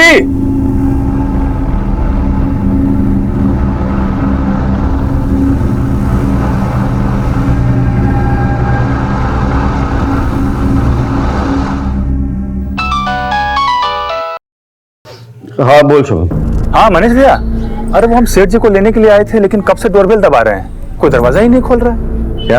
अरे बहुत देर से ट्राई कर रहे हैं, कोई रिस्पॉन्स ही नहीं आ रहा है। आप जल्दी आइए, हमको बहुत टेंशन हो रहा है। अच्छा मैं चाबी लेकर आता हूँ अभी। हाँ रुकना वहीं पर। हाँ अरे त्रिखा, लेकिन अभी अभी तक नहीं खुला भैया, देखिए ना अभी तक नहीं खुला। चलो चलो चाबी ला। कब से डोरबेल दबा रहे हैं हम। हाँ आ जाओ आ जाओ। पापा पापा पापा। सेठ जी। Mummy mummy mummy. सेठ जी दीदी।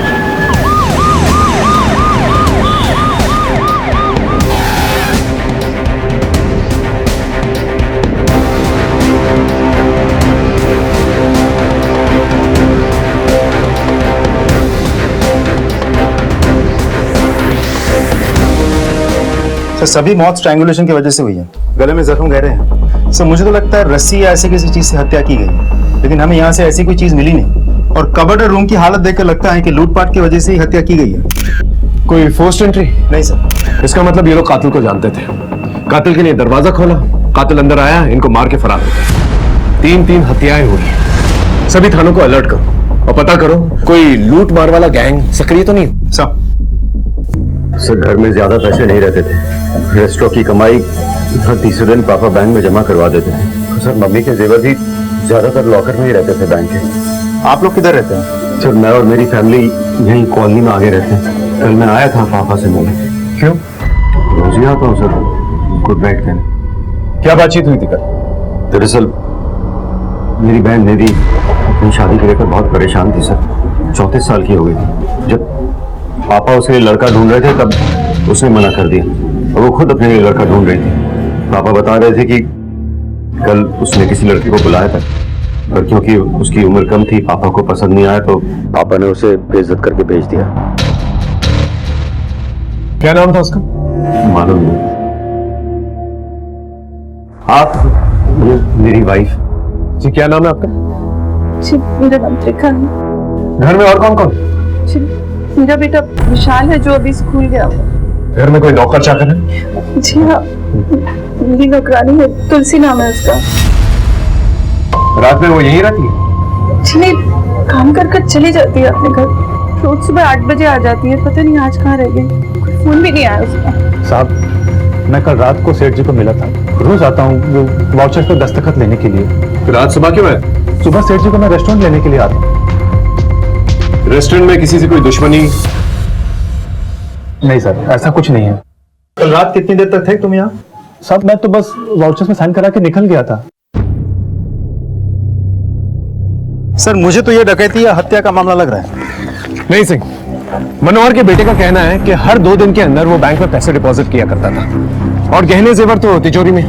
चोरी सिर्फ एक बहाना है पुलिस को गुमराह करने का। असली मसला कुछ और है। हो सकता है सर। ये इनके यहाँ जो काम करती है तुलसी, उसे पूछताछ के लिए बुला और निधि के कॉल रिकॉर्ड चेक करो। पता करो कौन सा आदमी जिसे उसने घर पे बुलाया था। तो आपके कहने का मतलब है कि उसने अपनी बेइज्जती का बदला लिया? लेकिन सर, अगर वो ऐसा करता भी है तो निधि को क्यों मारेगा? अभी फिलहाल कुछ कहा नहीं जा सकता। घर वालों के कॉल रिकॉर्ड चेक करो और आस पड़ोस में पूछताछ करो, शायद किसी ने कुछ देखा। सर,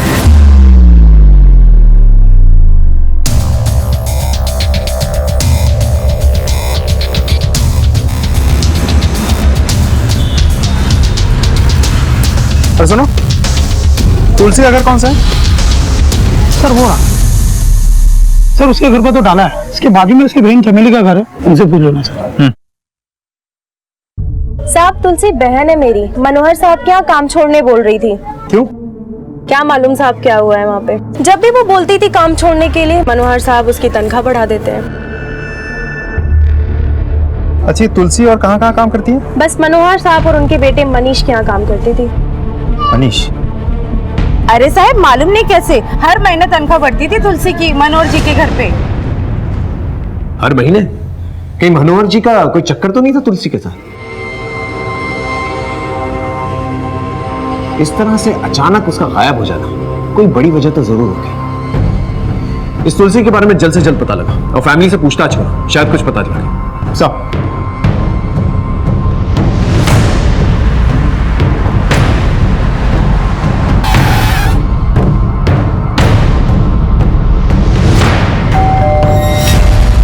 पापा कब कब तुलसी का पैसा बढ़ाते थे हमें मालूम नहीं सर। हमारे सामने तो नहीं बढ़ाया उन्होंने। ये मनोहर जी और तुलसी का कहीं कोई नहीं, पापा ऐसे नहीं थे। ये तुलसी का स्वभाव कैसा था? सब एकदम अक्खड़, मर्जी की मालिक। रोटी और भाजी हमने बना दी है, बर्तन हम कल धोएंगे। और हाँ, रविवार को हम नहीं आ रहे। ठीक है, लेकिन जब तक हमारी तहकीकात पूरी नहीं हो जाती, आप लोगों में से कोई भी हमें बिना इन्फॉर्म किए शहर से बाहर नहीं जाएगा। जी सर।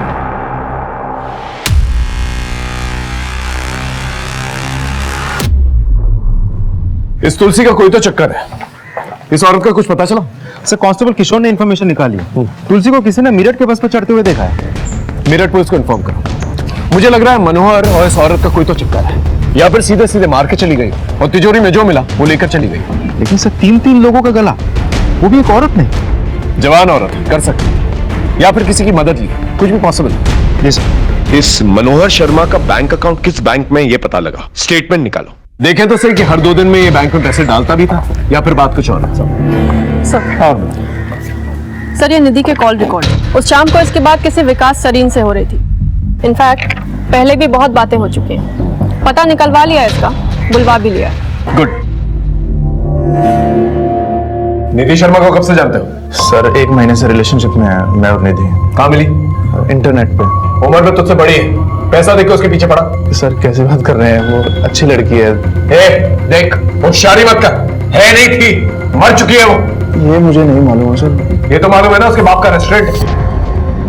पहले नहीं पता था, बाद में मालूम हुआ सर। और निधि ने मुझे खुद प्रपोज किया था सर। अपने पापा से भी उसी ने बात करी थी। मैं जब उस दिन उसके घर गया, उस बुड्ढे ने, निधि के पापा ने सर मेरी इज्जत उतार ली। मैं मानता हूँ सर कि मन में थोड़ा लालच था कि मैं भी बड़े घर का दामाद बनूं। और दामाद बन नहीं पाया तो सबको मार के बदला ले लिए। उस रात को कहाँ था तू? सर, यही था, बस्ती में ही था। लॉकअप में मत करो सर। लेके जा। सर, मैंने कुछ नहीं किया, आप पता करवा लीजिए, मैं बस्ती में ही था। सर पता करो ये सच बोल रहा है कि नहीं, और मनोहर का बैकग्राउंड चेक करो। अगर एक सड़क चलता आदमी उसकी लड़की के जरिए उसे टारगेट कर सकता है तो कुछ और लोग भी हो सकते हैं। जाओ। कहाँ था तू इतने दिनों से? कितने दिनों से फोन ट्राई कर, फोन क्यों नहीं उठाता तू? झुमके मेरे लिए अपने ब्याह के दिन पहनूंगी। चल बता कब रचा रहा है ब्याह, और ज्यादा टाल मटोल मत करना। कैसी लग रही हूं मैं?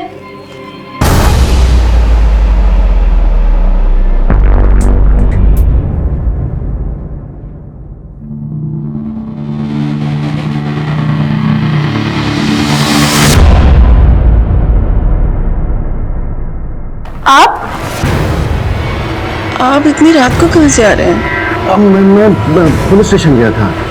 क्या हुआ? ऐसे ही कुछ पूछताछ करनी थी। सोचा थोड़ा अच्छा तो तुम टेंशन मत लो, सोचो।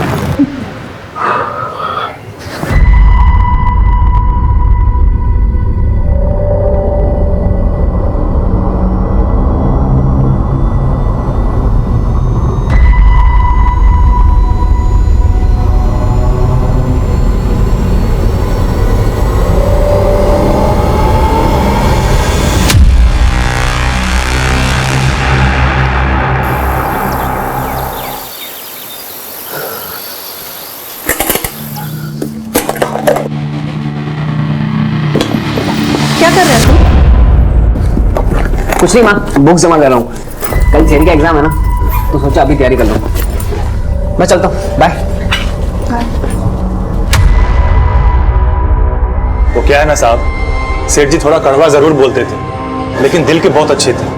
अभी कुछ 15 साल से ये मनीष भैया और निधि दीदी यहाँ पर नौकरी करते थे। नौकरी करते थे मतलब? ये रेस्टोरेंट तो उन्हीं का है ना?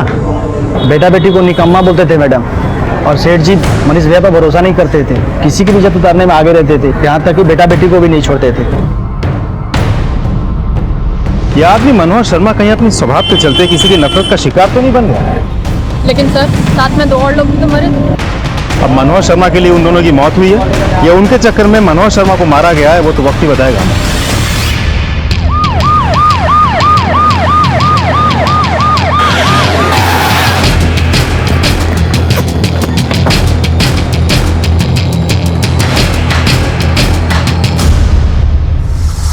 ये देखिए, बहुत ही बेरहमी से गला दबाया गया है। लेकिन सर इतनी बेरहमी से कान क्यों काटे होंगे? हो सकता है कान के जेवर निकालने के लिए।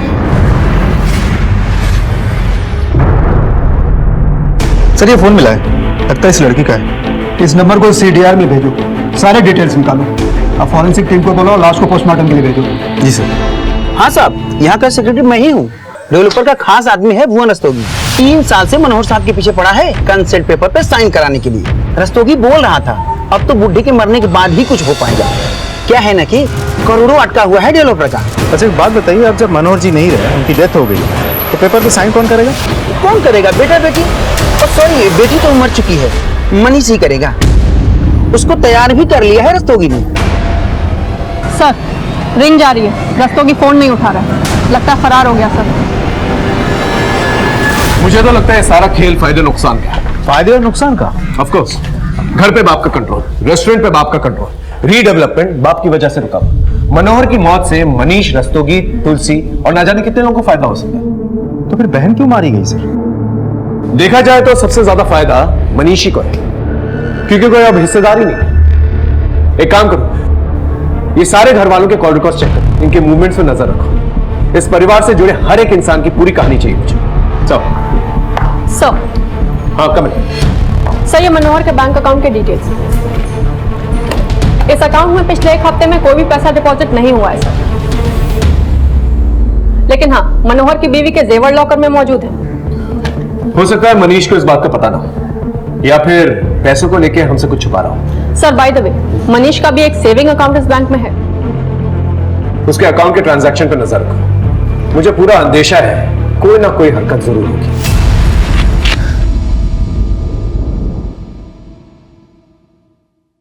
भाई अभी 1 लाख रुपए रखो, बाकी देता हूँ बाद में। क्या बोला था तुझको? प्लीज भाई, अभी मैं इतना ही निकाल पाया, मैं खुद करता हूँ कुछ अरेंजमेंट। 2 दिन है तेरे पास, समझा ना? जैसे तीनों मरे ना घर पे तेरे, वैसे तुझे भी। चल निकल निकल निकल। सर 16 अक्टूबर यानी कि मर्डर की रोज दोपहर को आधा घंटा और शाम में 5 मिनट मनीष और रस्तोगी में बात हुई। मैं कम इन सर। कम इन। सर अभी अभी बैंक से फोन आया था। मनीष ने अपने अकाउंट में 9 लाख रुपए डिपॉजिट कराए, वो भी कैश। जिस बात का मुझे अंदेशा था वही, ये पूरा का पूरा खेल मनीष और डेवलपर का लगा। ये रस्तोगी तो फरार है, इससे पहले मनीष फरार हो जाए उसे उठा के लेके, और पता लगा ये रस्तोगी है कहां। एक घर में 3 लोगों की एक साथ हत्या हो गई। इस घर में मरे हुए लोगों से सबको बैर था, हर कोई रंजिश पाल रहा था, लालच को पनाह दे रहा था। इनके रिश्तों में ही दस्तक थी, कोई भी कभी भी किसी को भी नुकसान पहुंचा सकता था। अरे सर, मेरी रस्तोगी के साथ कोई प्लानिंग, कोई सेटिंग नहीं थी। मैं क्यों मारूंगा अपने पापा को, मम्मी को और बहन को? तो फिर इतने सारे पैसे आए कहां से? 9 लाख रुपए थे ना? नहीं सर, 10 लाख रुपए थे। 1 लाख रुपए कहां गए? मालूम नहीं सर। वो 1 लाख रुपए की तूने सुपारी दी थी ना अपने माँ बाप अपनी बहन को मारने के लिए, क्योंकि उनको मार के सबसे ज्यादा फायदा तुझे ही है। रीडेवलपमेंट, रेस्टोरेंट और घर सब कुछ तेरे नाम पर हो जाएगा, तेरी मनमानी चलेगी, है ना? देखिए सर, आपको जो कहना आप कह सकते हैं, लेकिन मैंने किसी की कोई सुपारी नहीं दी है। सब भाई भाई करके पैसे जोड़े हैं रेस्टोरेंट में काम करके। जोड़े हैं या फिर वहां से तोड़े हैं? देख सब सच बता, वरना हलक से जबान निकालूंगा, समझा? बोल। सर देखिए, रेस्टोरेंट में काम करने के पापा मुझे 30,000 रुपए देते थे।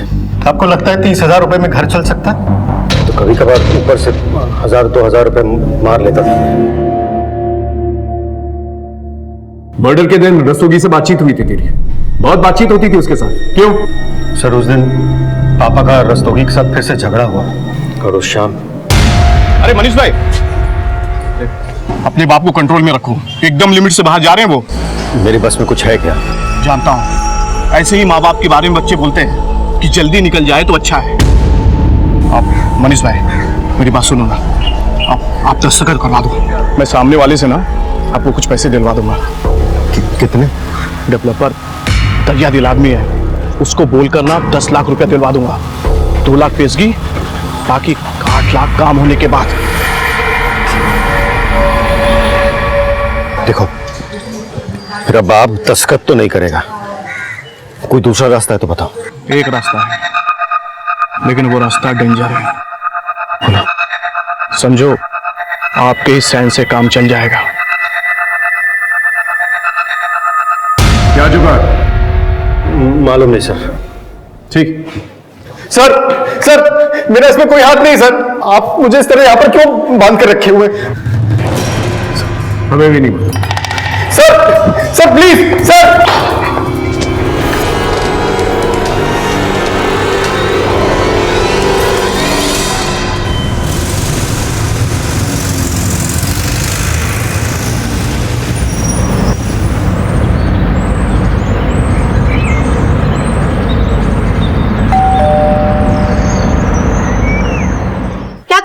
मैडम आपका पार्सल। नहीं, हमें कोई पार्सल नहीं चाहिए। जिसे पार्सल चाहिए वो अंदर है।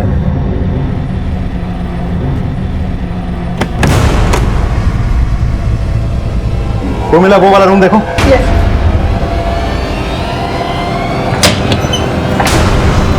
हो गया, चले। ये क्या बोल रहे सर, मैं छुपा थोड़ी ना था, वो तो मेरा ही घर था। और सर ऐसे 4 घर है मेरी दिल्ली में। मनोहर शर्मा को, उसकी बेटी को, उसकी बीवी को तूने मारा था या फिर सुपारी दी थी? ना तो मैंने किसी को मारा है, ना तो मैंने सुपारी दी है। देख, 3 दिन की रिमांड ले रखी है, सच सच बोल दे, वरना और भी तरीके आते हैं हमें। सर वो मनोहर 3 साल से साइन नहीं कर रहा था सर, रीडेवलपमेंट पेपर पे। वो सब हम जानते हैं। उसके बेटे के साथ क्या प्लानिंग कर रहा था तू? वो भी कानूनी रास्ता था, अपने बाप को पागल डिक्लेयर करना चाह रहा था। और सर वो मनोहर पागल ही था सर। देख, तू अब मैं पागल बना रहा, समझा? सर, तुलसी को मेरठ में देखा गया। सर, अरे सर मेरी बात सुनिए। अरे वाह, इतने सुंदर झुमके। मुझे तुमसे एक बात कहनी है, मैं तुम्हारे बच्चे की माँ बनने वाली हूँ। तो अब ये शादी ना करने का कोई बहाना नहीं चलेगा।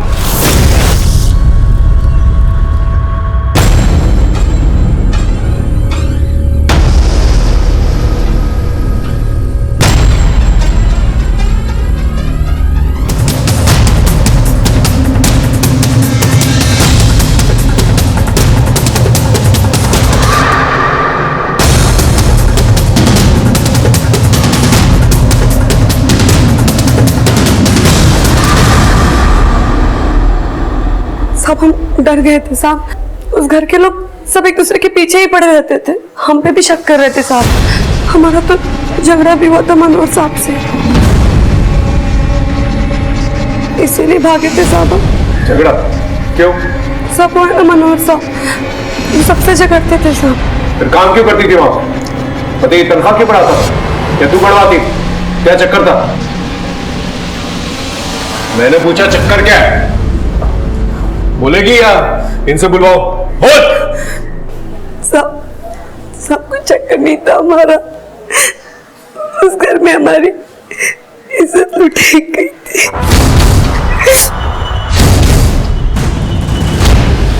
क्या? किससे? मम्मी, मैं अंकित के पास जा रहा हूँ, आता हूँ। तुलसी, मैं जरा मार्केट जा रही हूँ, कमरे की सफाई करके पापा जी के घर निकल जाना, ठीक है?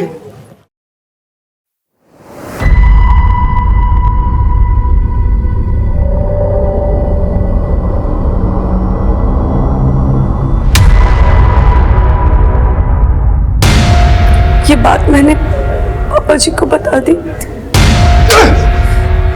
तू मेरी औलाद है या पिछले जन्म का दुश्मन? ये औरत अगर बाहर चली गई, बात फैली तो इज्जत किसकी उछलेगी? हमारी, क्योंकि तेरी तो कोई इज्जत है ही नहीं रे। बस आप इस बात को यही रफा दफा कर दो। ऐसे कैसे इस बात को यही रफा दफा कर दे पापा जी? इज्जत तो हमारी लुटी गई है यहाँ पे, इंसाफ अब आपको दिलाना होगा। तुलसी, मेरी बात सुनो। नहीं पापा जी। अच्छा एक बात सुन तो लो, नहीं समझ में आया तो जो तुमको करना है वो करना। आओ आओ तो सही, मैं समझाता हूँ। आओ। देख तुलसी, हम मानते हैं कि तुम्हारे साथ जो भी हुआ है गलत हुआ है, तो तुलसी ये मर्द जो है ना कुत्ता होता है, बिल्कुल कुत्ता। मारा उसने तुम्हारे सामने, थप्पड़ मार दिए। तुलसी ये रखो, ये कुछ पैसे रखो, तुम्हें हमारी कसम है, पकड़ो पकड़ो, और देंगे हम। तुम चाहोगी उतना, पर आज के बाद तुम हमारे घर काम करोगी, पर कहीं और काम नहीं करना है। मुंह है तो बात कहीं ना कहीं कभी ना कभी मुंह से निकल जाती है ना, लेकिन अगर ये बात बाहर किसी को मालूम पड़ी तो मनीष का तो जो होना है वो होगा ही, पर तुम्हारी इज्जत भी जाएगी। तुम्हारे साथ जो हुआ वो अपराध था, तुमने पुलिस में कंप्लेंट क्यों नहीं की? सब हमें अपनी बात में फंसा लिया था पापा जी ने, अपनी इज्जत की दुआई देके। तुम्हें क्या लगता है ये मनीष ने अपने माँ बाप और अपनी बहन को मारा? पता नहीं साहब, उस घर में सब एक जैसे हैं, बच्चा हो या बड़ा। मतलब? वो मनीष का बेटा विशाल, पापा जी सबसे ज्यादा उसे ही मानते थे, और वो पापा जी से हमेशा पैसे मांगते रहता था, और पापा जी उस पे हजारों लुटाते थे सब। इतने पैसों को करता क्या था? पता नहीं साहब, स्कूल में है मगर बड़ों वाली सारी बुरी हरकतें हैं उसमें, और एक नंबर का बिगड़ैल है सर। और एक बार तो साहब से उसने 2 लाख रुपए मांगे। टीचर ने 2 लाख रुपए मांगे। इनका स्टेटमेंट लो और इस मनीष के खिलाफ रेप का केस दर्ज करो। सर मुझे समझ में नहीं आ रहा, इतने कम उम्र के लड़कों को इतने पैसों की क्या जरूरत आन पड़ी? ड्रग्स का तो कोई चक्कर नहीं है। सर कहीं ऐसा तो नहीं कि विशाल ने अपने दादाजी से पैसे मांगे हो, दादाजी ने पैसे देने से इनकार कर दिया तो उसने दादाजी को मार दिया? ये बात तो विशाल ही बेहतर बता सकता। उसे उठवा सब।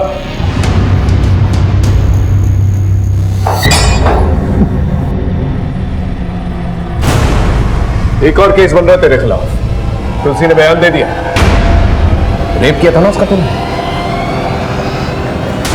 गलती हो गई सर, तो मैंने पापा मम्मी और बहन को नहीं मारा सर, मुझे माफ कर दो सर, गलती हो गई, बहुत बड़ी गलती हो गई sir. Sir please. Sir call आया था, विशाल घर स्कूल ट्यूशन वगैरह ऐसी किसी जगह पर भी नहीं है, उसका फोन भी स्विच ऑफ आ रहा है।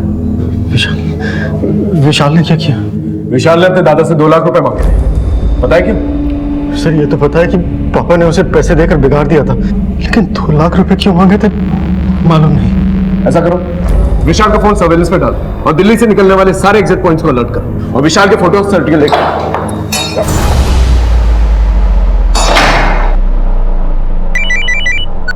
हाँ सिंह बोलो। सर अपना खबरी चंदू बता रहा है कि निधि और शुभम के बीच कुछ तो चल रहा था, दोनों को कई बार एक साथ देखा गया है। इस शुभम से पूछताछ करो, पता करो मामला क्या है। ऐसा कोई मामला नहीं था साहब, दरअसल निधि दीदी अपने पिता और भाई के स्वभाव से परेशान रहती थी, इसलिए वो हमसे बात करके अपना दिल हल्का करती थी।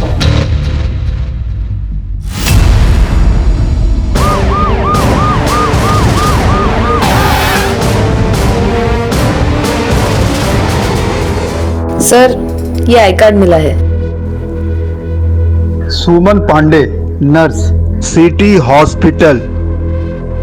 मोडस ऑपरेंडी तो सेम है और इसके कान भी काटे गए हैं। इस घर में और कौन रहता है? नहीं साहब, ये अकेली रहती थी। यहाँ कोई आता जाता था? नहीं साहब, ये बस अपने काम से काम रखती थी। इसका मोबाइल नंबर है तुम्हारे पास? हाँ है ना सर। मोबाइल नंबर लो और कॉल रिकॉर्ड निकालो। सर। हाँ सर, विशाल के कॉल रिकॉर्ड। मर्डर के रोज इस नंबर से विशाल को 4 फोन आए। कॉलर का नाम कोई प्रभात लाल है। गणेश नगर का एड्रेस तो दिया हुआ है लेकिन वहाँ कोई है नहीं। सर ये विशाल शर्मा अक्सर मीरठ आता जाता रहता है। ये देखिए सर, ये सारे कॉल्स मीरठ से हुए हैं और सबकी लोकेशन हर हफ्ते 1 से 2 रोज मीरठ की नहीं है। सर ये विशाल शर्मा अक्सर मीरठ आता जाता रहता है। ये देखिए सर, ये सारे कॉल्स मीरठ से हुए हैं और सबकी लोकेशन हर हफ्ते 1 से 2 रोज मीरठ की नहीं है। एक 16 साल का लड़का दिल्ली से मेरठ भला क्या करने जाता होगा? केस एकदम उलझ चुका था। कोई भी लिंक एक दूसरे से मेल नहीं खा रहा था, लेकिन हम फिर भी हर एक लीड को फॉलो कर रहे हैं।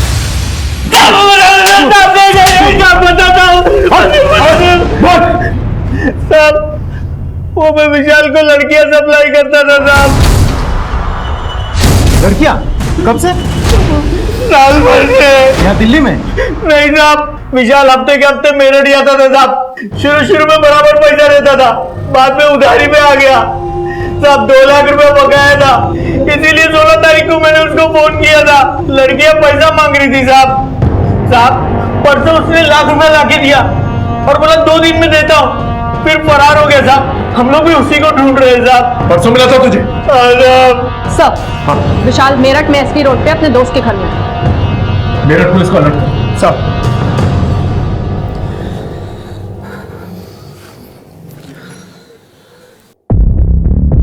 अरे विशाल, इतना टेंशन में क्यों यार? हर बार आता है मस्त रहता है, इस बार क्या हुआ तुझे? कुछ नहीं यार।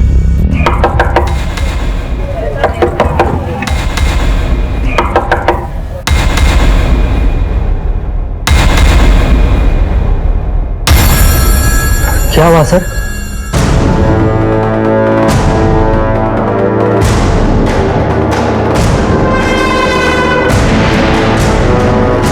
सर क्या हुआ सर? सर मेरी बात तो सुनिए सर। सर आप कहाँ लेके जा रहे सर? सॉरी सर, वो मुझे लड़कियों का शौक लग गया था। तेरे शौक के बारे में तेरे मम्मी पापा को पता? नहीं सर, मम्मी पापा को मत बताना सर, प्लीज सर, उन्हें मत बताना सर। अपने दादा दादी और बुआ को कैसे पता? दादा दादी और बुआ को नहीं मारा मैंने सर। फिर वो 1 लाख रुपए कहां से आए जो तूने परसों चुकता किए? सच बता दे, अपने दादाजी को मार के तिजोरी से पैसे निकाले थे ना तूने? नहीं सर, मैंने अपने दादू को नहीं मारा सर। वो पैसे मैंने अपने पापा की सेविंग से चुराए थे। पापा अपनी सेविंग अलमारी के पीछे जमा करके रखते थे, वो मैंने देख लिए थे, वहीं से उठा के मैंने उन्हें दे दिए। सर मैं डर गया था कि अगर पापा को मालूम पड़ेगा तो वो मुझे पीटेंगे, इसलिए मैं घर से भाग गया। सर मैं अपने दादू से बहुत प्यार करता था सर, मैंने उन्हें नहीं मारा सर। हम केस को सॉल्व करने के लिए हर एक एंगल तलाश रहे थे, लेकिन जैसे कि आप जानते हैं, लाइट और नल लगे तो कहीं और होते हैं, लेकिन उनका कनेक्शन कहीं और होता है। उसी तरह से इस केस का कनेक्शन कहीं और था। मेरठ थाने से हमें कई अहम सुराग मिले थे। रावत जी, पिछले 2 साल में मेरठ में 5 मर्डर हुए हैं और सबका मोडस ऑपरेंडी सेम ही है। सब लड़कियों का गला घोटा गया है और उसके बाद उसके कान काटे गए। आखिरी विक्टिम के कॉल रिकॉर्ड्स निकाले हैं। एक नंबर है 7021345 जो विश्वास कुमार के नाम से है। उसका मोबाइल स्विच ऑफ बता रहा है, लेकिन स्विच ऑफ करने से पहले उसने तुलसी मिश्रा को फोन किया था। तुलसी मिश्रा? जी, इसका एड्रेस दिल्ली है। हमारी उससे एक बार बात भी हुई है। नहीं साहब, हम किसी विश्वास कुमार को नहीं जानते। देखो सच सच बता दो, विश्वास पर मर्डर का केस चल रहा है। उसने तुमको फोन किया था, ये रिकॉर्ड है मेरे पास। नहीं साहब, आपको कोई गलतफहमी हुई है, हम नहीं जानते किसी विश्वास कुमार को। ठीक है, अगर वो दोबारा तुमको फोन करता है तो मुझे बताना। मेरा नंबर सेव करो। जी साहब, जी साहब। उसका नंबर सर्वेलेंस पे भी डाला है, लेकिन अभी तक कोई लीड नहीं मिली है। ये तुलसी मिश्रा घरों में काम करती है। ये केस के सिलसिले में हमारे यहाँ नहीं है। इस विश्वास कुमार की क्या हिस्ट्री है? पता नहीं, सर तुलसी का फोन स्विच ऑफ आ रहा है।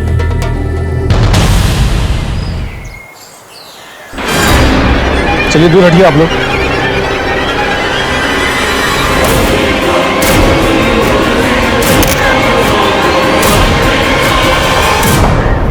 सर, मुरादनगर में एक औरत की लाश मिली है, हाथ पे टैटू है, तुलसी मिश्रा। सर कोई विशाली विश्वास कुमार तो नहीं है? वो भी तो मेरठ जाता था। ये विश्वास कुमार तुलसी के टच में था और अब तुलसी मर गई है। इस तुलसी के कॉल रिकॉर्ड दोबारा से चेक करो। वहां के मर्डर्स और यहाँ के मर्डर्स में कॉमन लिंक तुलसी है। इसी के जरिए हमें पता चल सकता है कि मनोहर, उसकी बीवी और उसकी बेटी को किसने मारा। मनोहर उसकी फैमिली से जुड़े सभी लोगों के कॉल रिकॉर्ड दोबारा से चेक करो, शायद कुछ मिल जाए। सर, अब मामला कुछ कुछ साफ होने लगा था। मेरी टीम ने दिन रात एक कर दिए थे, हर एक डिटेल को बारीकी से परखा था और अब हमारे हाथ कुछ अहम सुराग लग गए। मैं कमिंग सर। सर तुलसी मिश्रा के कॉल रिकॉर्ड। तुलसी से फ्रीक्वेंटली बात सिर्फ निधि, त्रिका, इसकी होती थी और सर यही हर हफ्ते मेरठ भी जाता था। देर आए दुरुस्त।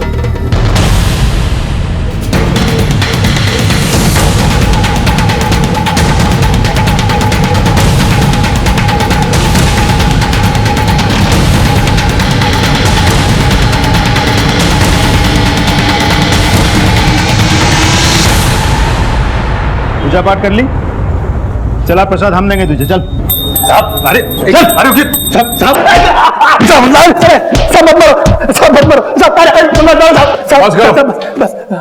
अब सच सच बता, बोल।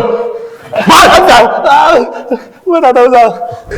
अब हम क्या बताएं साहब, बचपन में ही अनाथ हो गया था, सारी गलत हैबिट हमको लग गई। कक्षा 10 तक पढ़ाई की, फिर उसके बाद आउट, फिर धीरे धीरे लड़की लोगों से दोस्ती हो गया, हमको उनकी लत लग गई। वहां मेरठ में एक कैंटीन में काम पकड़ लिया था, लेकिन साहब वो कैंटीन का मैनेजर हमको एक लड़की के साथ में देख लिया, फिर नौकरी से लात मार के भगा दिया हमको वहां से। फिर मैं दिल्ली आ गया साहब, फिर मैं मनोहर साहब के यहाँ काम पर लग गया। मनोहर साहब को एक भरोसे का आदमी चाहिए था, फिर धीरे धीरे मैंने उनका भरोसा जीत लिया। अब यहाँ दिल्ली में कुछ नहीं करता था, बस अपना शौक पूरा करने के लिए मेरठ चला जाता था। मेरठ में 5 लड़कियों के मर्डर हुए थे, क्यों मारा उन्हें और उनके कान क्यों काटे? साहब माँ ने झुमके दिए ये कहकर मैं सबको पटाता था, मैं तो बस उनके साथ टाइम पास कर रहा था साहब। लेकिन एक लड़की मेरे पीछे पड़ गई, जिद करने लगी कि शादी करना है, शादी करना है। फिर मैंने उसको मार दिया। ऐसा करते करते 5 लड़कियों की जान लेनी पड़ी। तुलसी मिश्रा, उसे क्यों मारा? मेरा और उसका सेटिंग हो गया था। आज एक फोन आया था मेरठ से, पुलिस वाले का था, पूछ रहे थे किसी विश्वास कुमार के बारे में। फिर तुमने क्या कहा? हम क्या कहते, हम कहाँ जानते हैं कि कौन है विश्वास कुमार। हाँ, लेकिन बोल रहे थे कि खून किया है उसने।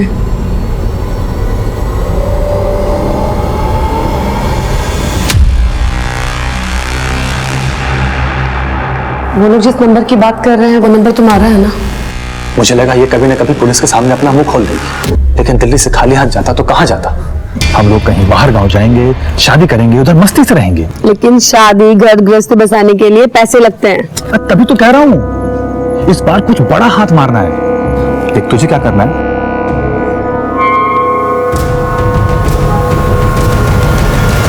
लेकिन हमारी शर्त है, कोई खून खराबा नहीं। प्रॉमिस। ये ले उस घर की डुप्लीकेट चाबी, लेकिन जो हमने कहा था याद है ना? हाँ, टेंशन मत ले।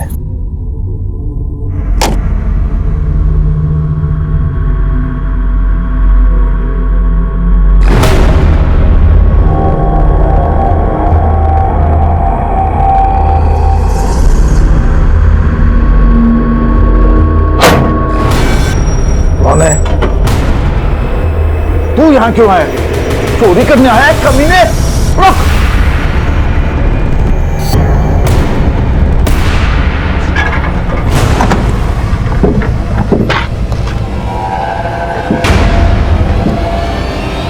कैसे? साले बुड्ढे।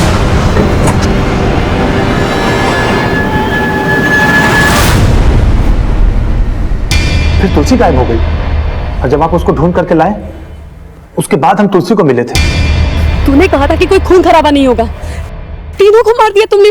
अरे बाबा वो एक्सीडेंट था, गलती से मर गए। गलती तुमसे नहीं हमसे हुई है और अब हम सुधारेंगे अपनी गलती। हम सब बताएंगे तुम्हारे बारे में पुलिस को। तू बस देख अब। तुमसे मेरी बात सुन।